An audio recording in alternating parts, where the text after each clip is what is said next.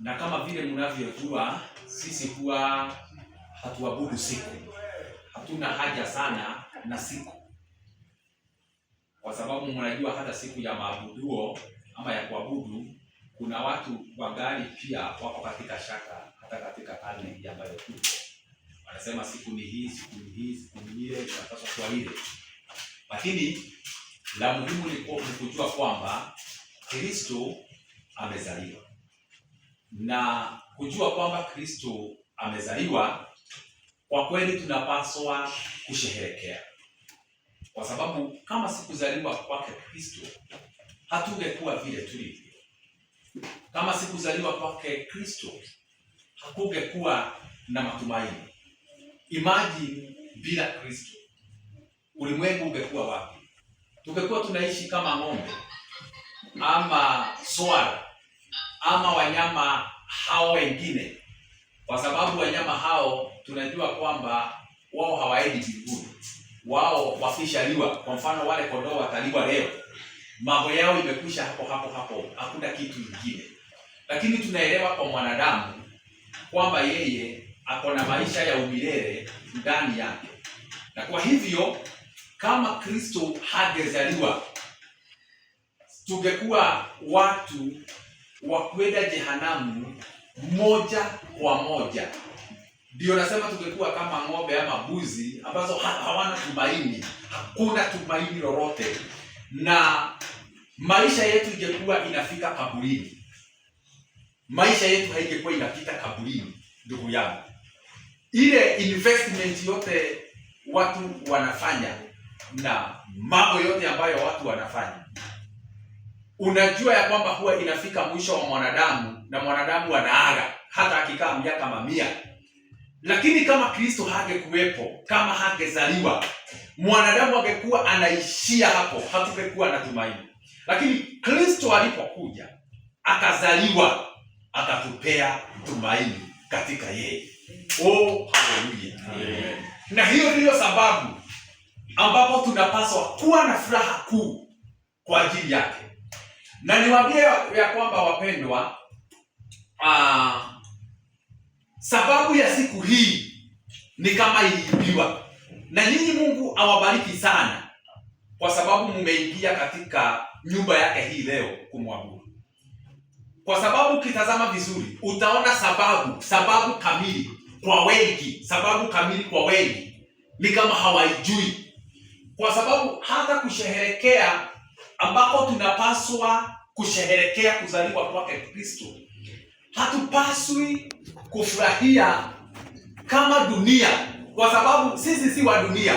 Sisi ni kuishi, tunaishi kwa dunia hii kwa kitambo, kwa wakati ambao umewekwa, kisha baadaye Bwana wetu Yesu Kristo atarudi na ufalme. Praise be to God. Amen. Sisi tuko hapa kwa wakati. Brother, hapa ni kwa wakati. Hata kama inaweza kuwa ni miaka 200 utakaa. Wale watabarikiwa na miaka mingi. Hata kama ni miaka mingi na mna gani, hiyo ni wakati. Kwa sababu hiyo imehesabiwa. Jambo lolote ambalo limehesabiwa na limewekwa miaka ni wakati tu. Bwana Yesu asifiwe. Na kwa hivyo sisi tuko hapa kwa wakati. Kwa wakati tu kidogo, ambapo huyu Yesu aliyezaliwa ili atukomboe, mara ya pili atakapokuwa akija, sasa atakuja kama mfalme. Alikuja kama mwanakondoo ili achinjwe baadaye kwa sababu ya dhambi za ulimwengu, akaja kukomboa kilichopotea. Kuzaliwa kwa Yesu kuna maanisha ni kutafuta kilichopotea. Kuzaliwa kwa Yesu kuna maanisha kwamba venye alizaliwa hivyo alivyozaliwa, hata nasi tunapaswa kuwa na furaha, kwa sababu alivyozaliwa kwa ajili yetu, sasa akatuzaa katika Mungu. Amen. Haleluya. Amen. Sasa tukafanyika wana katika ufalme huo, tukafanyika warithi katika ufalme huo. Na kwa hivyo tunaposherehekea ama tunapokumbuka kuzaliwa kwake, tunapaswa kuhakikisha ya kwamba yumo mioyoni mwetu. Yugali yumo miongoni mwetu. Bwana Yesu asifiwe. Amen.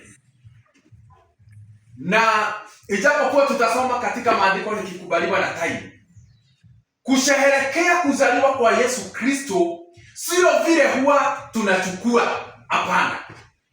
Kwa sababu maandiko inasema katika Warumi 14 ya kwamba, nafikiri ni mstari wa 7, ya kwamba ufalme wa Mungu si habari ya kula na kunywa, bali ni utakatifu na furaha katika Roho Mtakatifu. Bwana Yesu asifiwe. Unaelewa ufalme? Kwa sababu yeye alipozaliwa, na ningependa tusome mtumishi wa Mungu Isaya ndiye alianza kutabiri. Isaya, tunaweza kusoma Isaya 9 na mstari wa 6, tuone venye yeye alitabiri. Isaya 9 na mstari wa 6, tunaweza kusoma pamoja wale ambao wamefika hapo. Maana kwa ajili yetu, Isaya 9 na mstari wa 6, maana kwa ajili yetu mtoto amezaliwa, tumepewa mtoto mwanaume, na uweza wa falme utakuwa begani mwake, naye ataitwa jina lake Mshauri wa Ajabu, Mungu mwenye nguvu, Baba wa milele, Mfalme wa amani. Maongeo ya enzi yake na amani hayatakuwa na mwisho kamwe. Katika kiti cha enzi cha Daudi na ufalme wake, kuuthibitisha na kutegemeza kwa hukumu na kwa haki, tangu sasa na hata milele. Bwana Yesu asifiwe. Hii ni miaka mingi sana kabla ya kuzaliwa kwake, ambapo mtumishi wa Mungu Isaya anatabiri, na kwa hivyo anasema kwamba kwa ajili yetu, kwa ajili yako mtoto amezaliwa. Bwana Yesu asifiwe. Naye ataitwa Mfalme wa amani, Mfalme mwenye nguvu, na mamlaka yatakuwa mabegani mwake. Kwa hivyo kuzaliwa kwake Kristo, alizaliwa kwa ajili yako, alizaliwa kwa ajili yako, na ni mfalme. Kwa sababu unaelewa, mfalme fulani lazima afukuzwe na mfalme wa kiwango chake, ama na mfalme aliye na nguvu. Sasa sisi tulikuwa na ufalme uliotukalia, uliotushika mateka, ufalme ambao ulitugandamiza.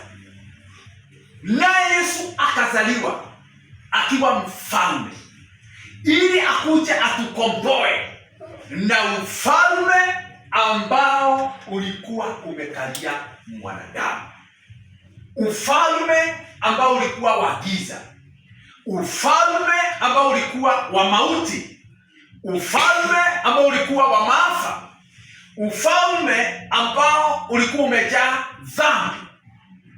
Praise be to the name of Jesus.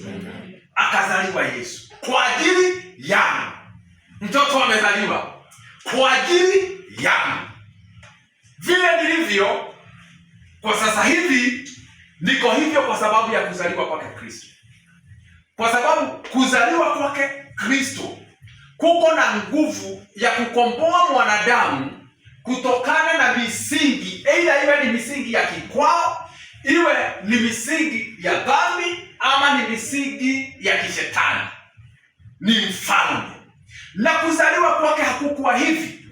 Ukisoma neno la Mungu kwenye kitabu cha Revelation, kinaandika kwamba mbingu iliketi na ikauliza, ni nani atakaye kuja huku duniani akomboe mwanadamu? Kwa sababu kama hujaelewa, mwanadamu ni kupotea, alipotea. Kwa mwanzo mwanadamu hakuwa amepotea, alipowekwa kwenye shamba la Edeni alikuwa shwari, alikuwa sawa, lakini baadaye akadanganywa na shetani. Alipodanganywa, wapendwa, alipodanganywa akawa yuko mikononi ama kwenye utawala wa shetani, kwa sababu hata kifo kilionekana tu wakati mwanadamu alidanganywa. Wakati mwanadamu hakuwa amedanganywa, hakukuwa na kifo, hakukuwa na mauti, lakini alipodanganywa, mauti yakaingia, hata laana ikaingia. Na sivyo tu pekee, akanyang'anywa ile uweza ambao mwanadamu alikuwa nao, akanyang'anywa. Hivyo sasa Bwana wetu Yesu Kristo anazaliwa akiwa kama Adamu wa pili. Mnanielewa? Sababu Adamu wa kwanza alishindwa. Sasa huyu amezaliwa akiwa kama Adamu wa pili. Ukisoma kwenye Luke chapter 1 utaona kuzaliwa kwake, ya kwamba malaika anamwambia Mariamu ya kwamba huyu atazaliwa kwa uwezo wa Roho Mtakatifu. Akazaliwa kwa uwezo wa Roho Mtakatifu. Anazaliwa kwa njia ya ajabu ambayo hakuna mwanadamu mwingine alizaliwa katika njia hiyo hapo mbeleni ama nyuma yake. Hakutapatikana mwingine, ili asiwe na chembechembe za dhambi ambayo Adamu wa kwanza alipatikana nayo, ili aje sasa, na ndio anakuja akiwa mfalme, ili kuzaliwa kwake kutufanye sisi wafalme. Maana maandiko inasema katika Revelation ya kwamba Mungu ametufanya priest na princes. Praise be to the name of Jesus. Ametufanya makuhani na wafalme. Bwana wetu Yesu asifiwe. Kwa hivyo tunaposherekea kuzaliwa kwake Bwana wetu Yesu Kristo, sisi tunapaswa kuwa na furaha kubwa, furaha ambayo imepita chapati, furaha ambayo imepita kuku, furaha ambayo imepita hiyo soda ambayo pengine umeiweka mahali na kukoja hivi. Furaha yako inapaswa kuwa zaidi ya hiyo. Kwa sababu kile ambacho hapo mbeleni, wapendwa, watu walikuwa wanakula. Even before the birth of Jesus Christ, people were eating. Si ni kweli? Watu walikuwa wanakula. Kwa hivyo hakukuja ili tuwe tunakula. Watu walikuwa wanakula na watu walikuwa wanavaa. Hawakuwa wameshindwa na kuvaa, hawakuwa wameshindwa na kukula. Hakukuja kwa sababu hiyo. Lakini ukipata kitu ya kukula, kipokee kwa shukrani kwa Mungu. Mwambie Mungu ni asante na ukule. Na kama unaona kuna mwenzio hana, ni vizuri uwe baraka kwake. Ni vizuri mbariki. Lakini sababu ya kuja kwa Yesu Kristo si kwa sababu ya kukula. Si kwa sababu ya kukula. Alikuja kwa sababu ya sababu ya nimfaa. Na hata alipokuja na hata akatuma mitume, aliwatuma tu kwa sababu ya mission ya ufalme. Aliwaambia, endeni mkihubiri kwamba ufalme wa Mungu umekaribia, watu. Hiyo ndio kazi yetu hata sasa. Yesu ni mfalme, hata sasa ni mfalme. Bwana Yesu asifiwe. Amen. Na watu wanapaswa watoke kwenye falme zingine ambazo wako. Watu wako kwa mafalme mengine hata saa hii. Kunao wako kwenye mafalme ya tumbo. Si Paulo anasema kwamba kuna watu hata wanafanya kazi ya Mungu, lakini si Mungu wanatumikia, ni tumbo zao wenyewe. Kuna ufalme.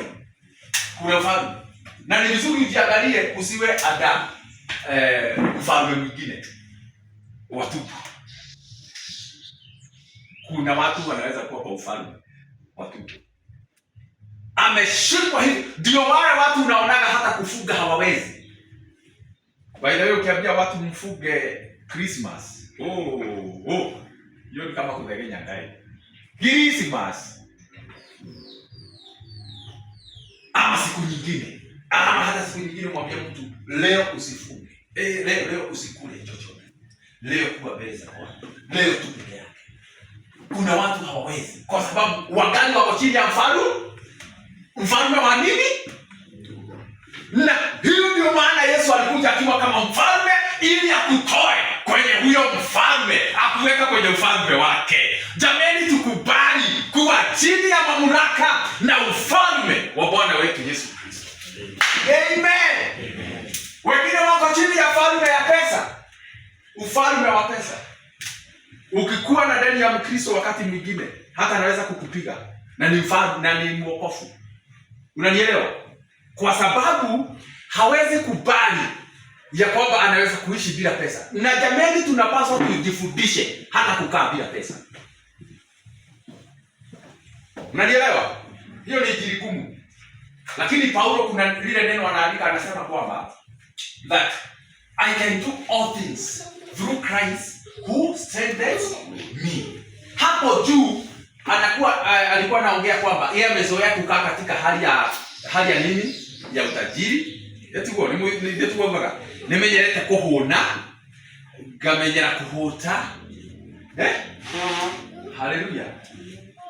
Bwana Yesu asifiwe. Amen. Hapo juu Paulo huwa ameanza kusema before aseme kwamba he can do all things through Christ who strengthens him.